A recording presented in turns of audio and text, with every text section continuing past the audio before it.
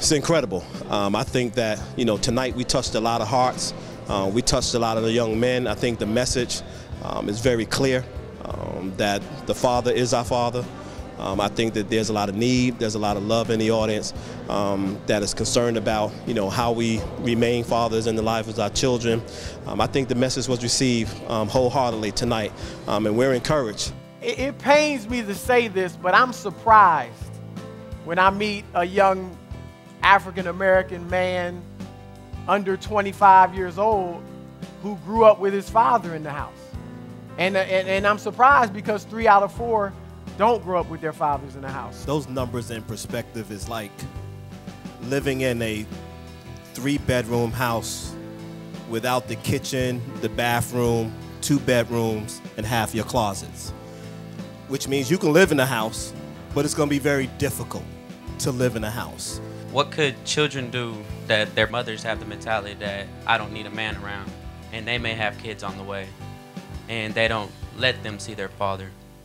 It's challenging, What do you do when you're that young person and you want to have a relationship with your father, but perhaps your mother is not comfortable with that? That's just a complex issue. There's no really right or wrong answer in that situation. But I think we wrestle with it, and I think the people in the audience appreciated the honesty and transparency of the panelists. Sitting down with her and saying, "Mommy, I have something really important I want to talk to you about, and I really need you to hear me on this because it's important to me." I would suggest personally coming out and talking to a pastor or counselor about bitterness and unforgiveness. That could start right there. And if you can learn to forgive your mother, God can change her heart. I grew up without a father, and for many, many years, I lived my life without a father until I actually met a man who took me in. I was like 15 years old, Wade Johnson. That's the only father that I've ever that was consistent in my life. When kids don't grow up with a father in their lives, they grow up with a lot of anger. If you don't have all of the resources and all of the things that you need to raise a child, you will probably not raise your child. It's as simple as that. Tell you what, this is one of the best panels I heard here at the church. Fatherhood is so important. I have a 17-year-old son myself, so it actually taught me some things, and I actually listened in on these great men of God speak on just how to be a better father, and that's an inspiration to me and all these kids that were here tonight. It's hard enough for a brother with a college degree to get a job. Now you have one who spent time in the JDH or a prison. Now it's much harder. So we can't be silent about that. We cannot let it continue that you're sending these men and boys to prison for something that's not fair across the board. I thought it was a great experience. I learned a lot about how to be a man and life lessons that these older gentlemen shared with us. I think it was a great experience. I think I really learned a lot about life and how to handle difficult situations and push through them. Both the President and the Attorney General are very cognizant of the crisis we're facing in terms of mass incarceration. And all throughout the federal government, we are promoting policies that reduce barriers to people coming home from incarceration and make it easier for them to find housing and employment, access benefits. The summit itself was just excellent, man. There were so many great people on the panel. They talked about so many great things about fathers, man. Fathers and men, especially men, we gotta learn how to be men, and we need men to teach us how to be men. So we need men. That's what it was about. Birds of a feather flock together. If he got people in his life who's telling him you got to get this hustle on, where he's going to gravitate to that.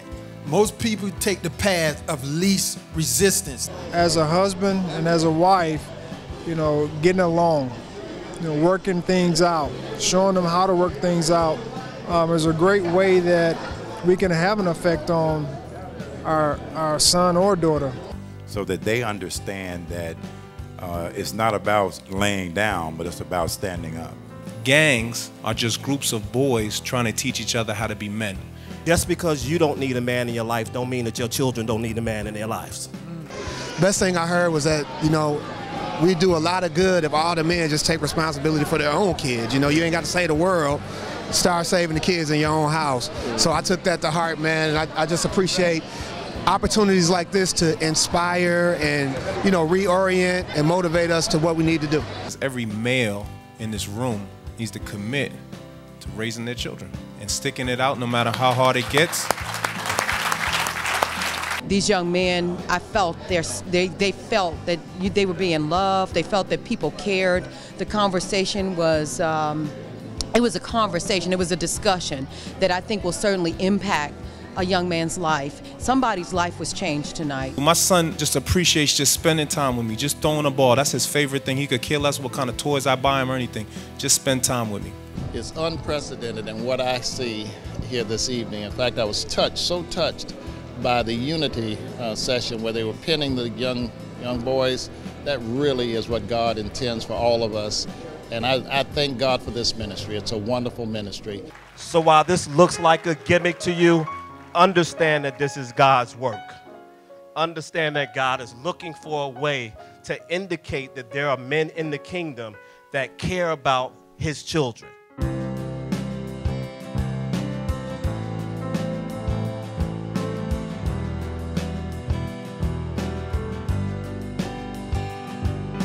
And fatherhood is a relevant topic, but the aspects of that we hit, you know, what single mothers can do to raise responsible boys. Know as a single mother that your son needs his father in his life. If you don't have the man in your life, get your boy involved in a church. We tied fatherhood to marriage, which is always important.